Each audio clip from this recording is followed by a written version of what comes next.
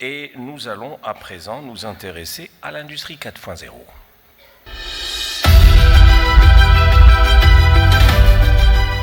Rachida Ben Farhat est CEO and founder de AFI Solutions et nous la recevons avec grand plaisir. À vous, Rachida.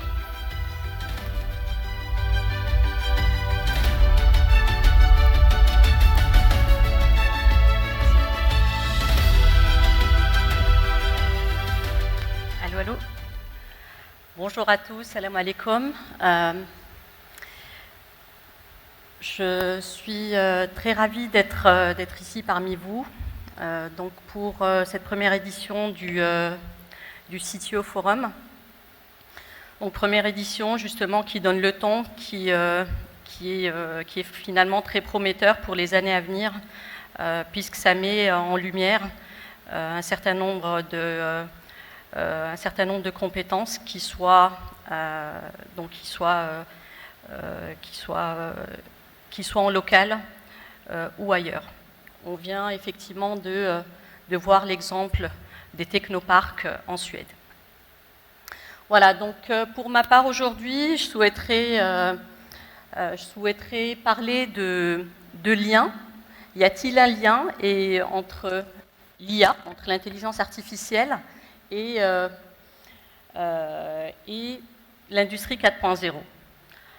Donc l'industrie 4.0, donc on va voir justement est-ce qu'il y a un lien et justement comment l'IA permet de transformer et permet de faire avancer les choses et quelles sont-elles. Donc on va prendre quelques exemples, quelques use cases, tirés d'exemples que j'ai vécus ces 15 dernières années.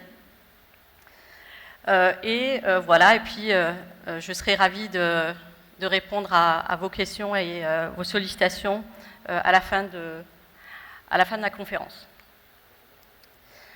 Voilà, donc on ne va pas rentrer énormément dans le détail de définition, tout ça, vu que justement depuis le début de ce CTO Forum, donc nous en sommes effectivement à la troisième journée, il y a eu plusieurs définitions, plusieurs rappels, donc avec de la terminologie différente, et donc histoire uniquement de se remettre dans le contexte, on va aborder quelques définitions, mais de manière très très très sommaire.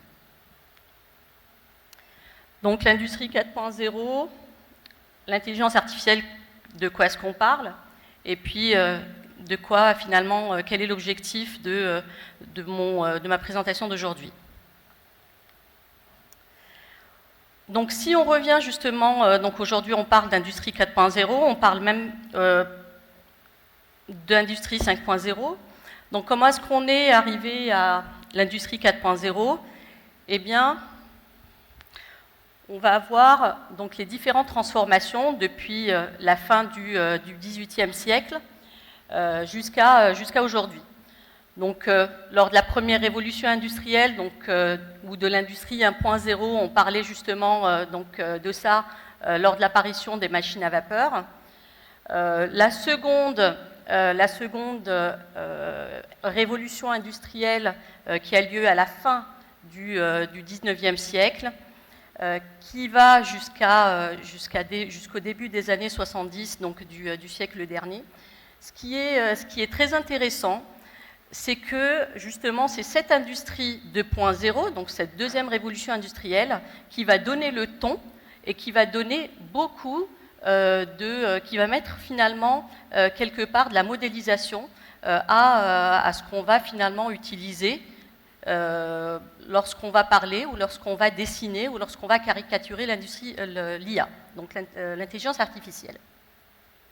Et en fait, pourquoi on va pouvoir faire l'analogie au niveau de l'industrie 2.0 de justement un lien fort avec ce qu'on vit aujourd'hui?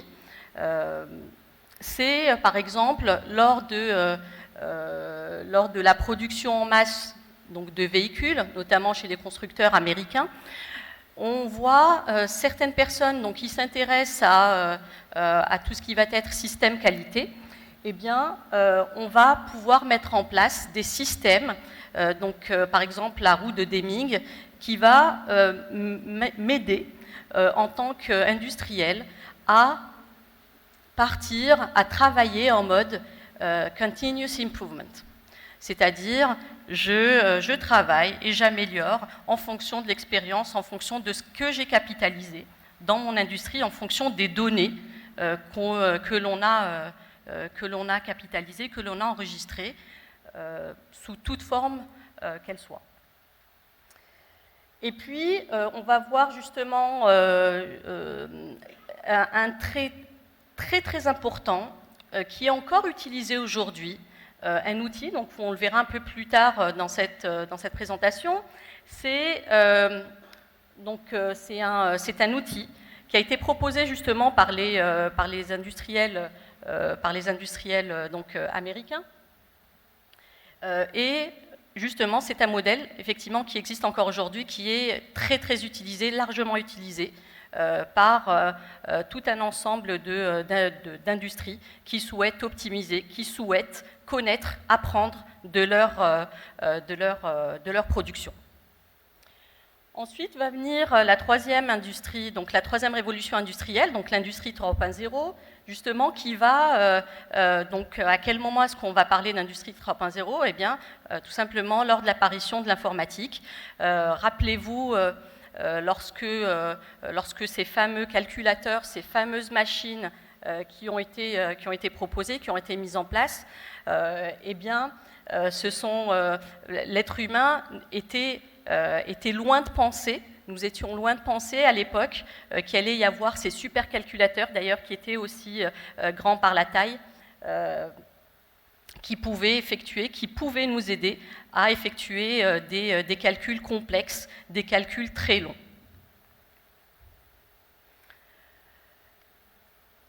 Alors, revenons.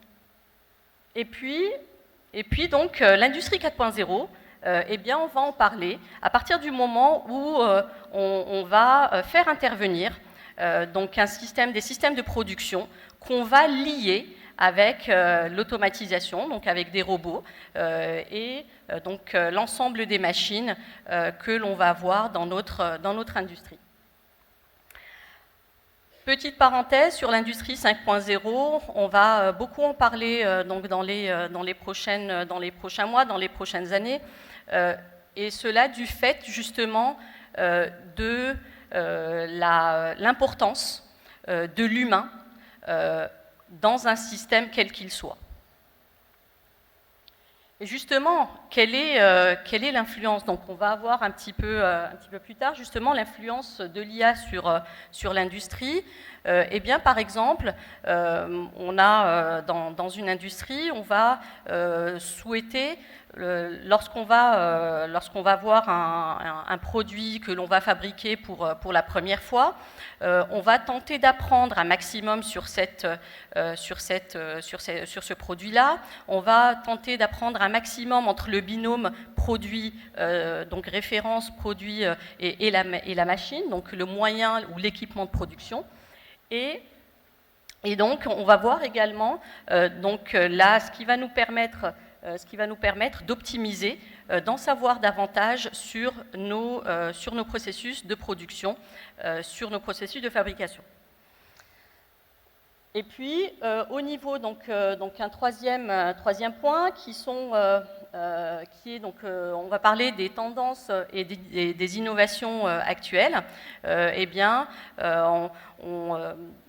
parmi les tendances et les innovations, on va trouver par exemple l'IoT qui va nous permettre de relever de la donnée, de la data en temps réel, donc pour un certain nombre de raisons qu'on verra un petit peu plus tard. Et puis, un autre exemple que l'on vit tous, je ne sais pas si vous avez, je vous laisse la parole, messieurs, dames, si vous avez justement un exemple de tendance actuelle au niveau de l'IA dans notre vie de tous les jours. Je ne sais pas si quelqu'un parmi vous souhaite parler ou dire justement comment vous le voyez, comment vous la voyez cette IA, soit dans votre vie de tous les jours ou donc personnelle ou professionnelle. Un exemple ? OK. Donc, un autre exemple parmi tant d'autres, c'est la big data. Donc, la big data qu'on va utiliser, qui va être justement très importante, donc qui va être un input pour éventuellement faire de la BI, de la business intelligence. Sauf que ce qui va être primordial, et je ne sais pas s'il y a quelqu'un parmi vous qui souhaiterait contredire ou donner son point de vue, c'est la pertinence de la donnée, de cette big data, va être donc très importante. Donc sa pertinence va être primordiale pour donner des indicateurs ou pour produire de l'information juste, fiable.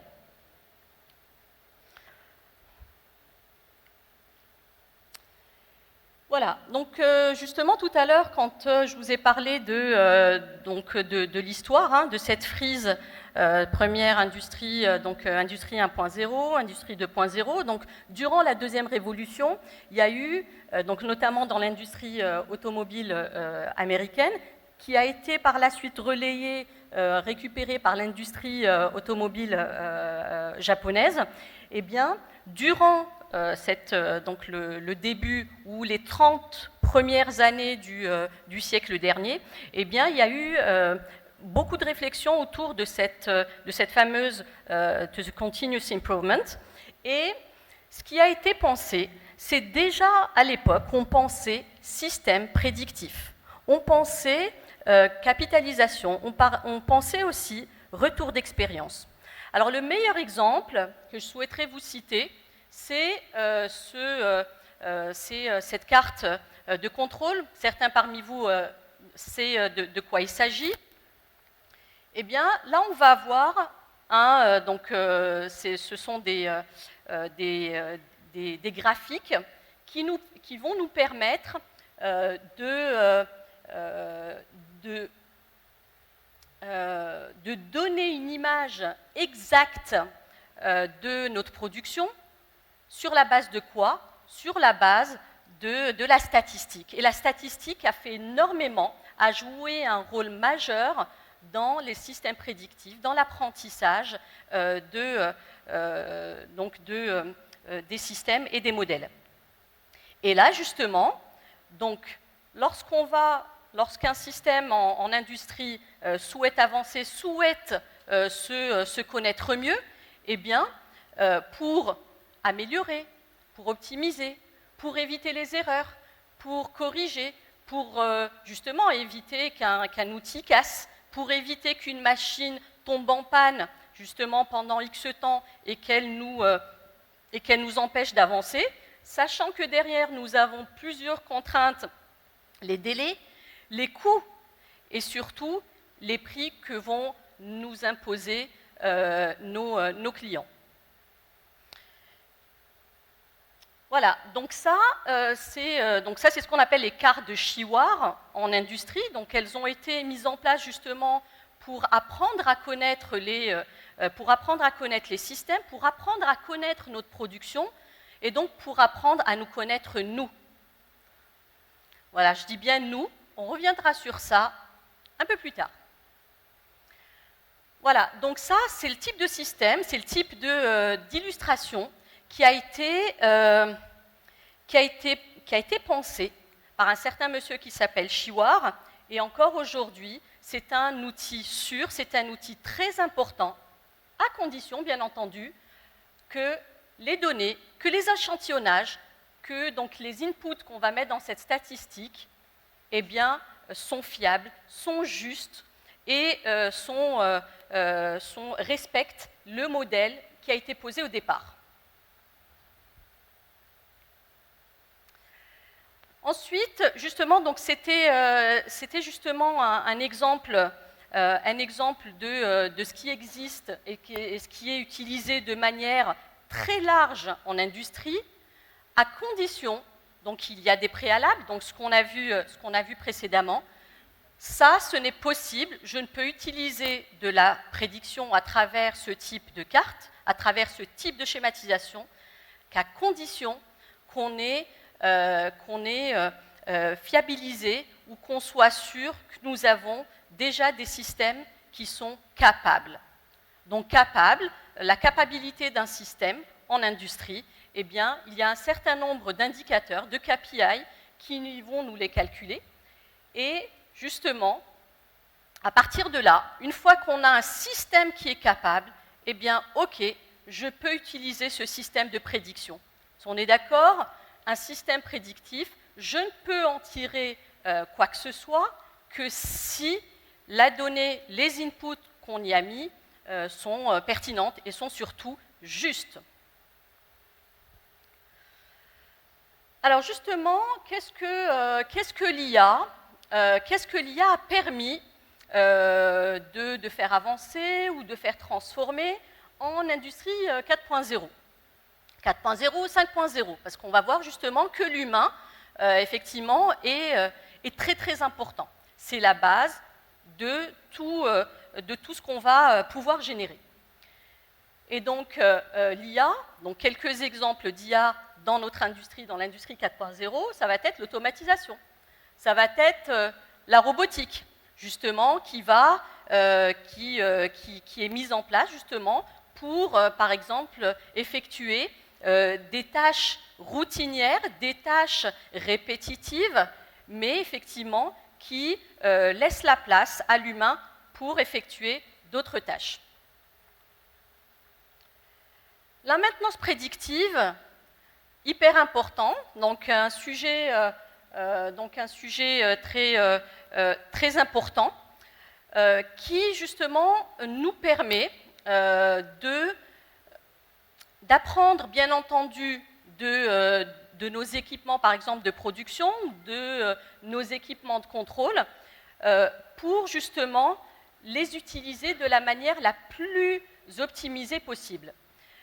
Et donc, on va avoir des systèmes, ou du moins de la maintenance prédictive sur des équipements de contrôle.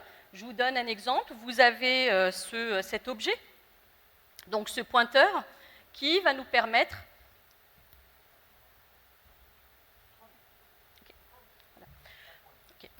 Voilà, donc on va voir justement donc sur la maintenance prédictive des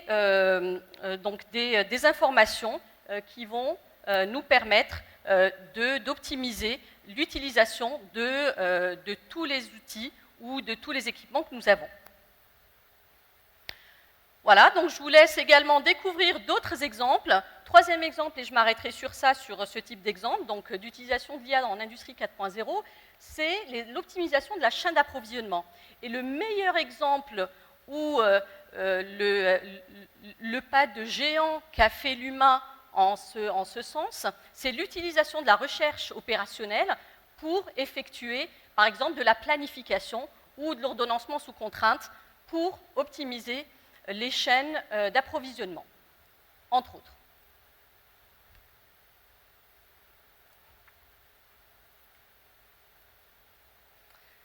Voilà, donc justement l'IA et la transformation numérique. Donc l'IA, justement, ce qu'elle va nous permettre également, c'est d'analyser les données à travers, donc sur la base de données ou de la big data. Ce que va nous permettre l'IA, c'est d'apprendre en permanence de nos systèmes. Et donc, ça signifie quoi? Ça signifie qu'un système qui fonctionne correctement quelque part ne peut pas forcément fonctionner dans mon cas à moi.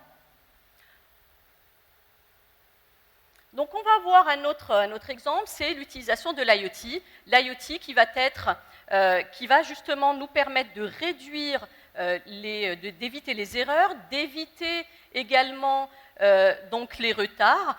Ça va également nous permettre ça va nous aider à être paperless, par exemple. Maintenant, prenons quelques exemples. Donc, quels sont les défis et les opportunités que nous offre l'IA? Eh bien, justement, je vous parlais tout à l'heure d'industrie 5.0, et donc, finalement, la place de l'homme, la place de l'humain dans notre système, dans notre industrie.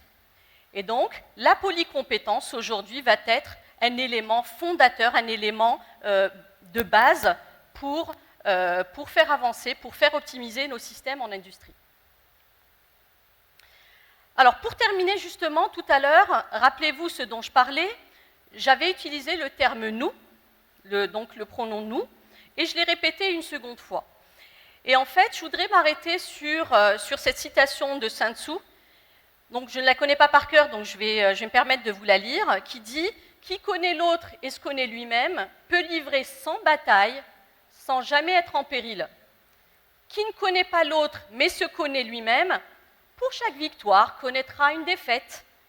Qui ne connaît ni l'autre ni lui-même perdra inéluctablement toutes les batailles. » Voilà, donc tentez de faire l'analogie avec vos systèmes à vous, avec ce que vous avez dans votre industrie.